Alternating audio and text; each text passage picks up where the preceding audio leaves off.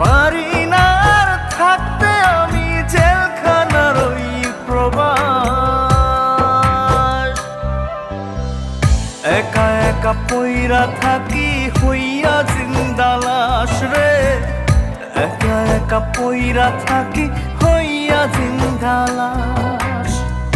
একা একা পইরা থাকি হইয়া জিন্দা লাশ রে, একা একা পইরা থাকি হইয়া জিন্দা লাশ।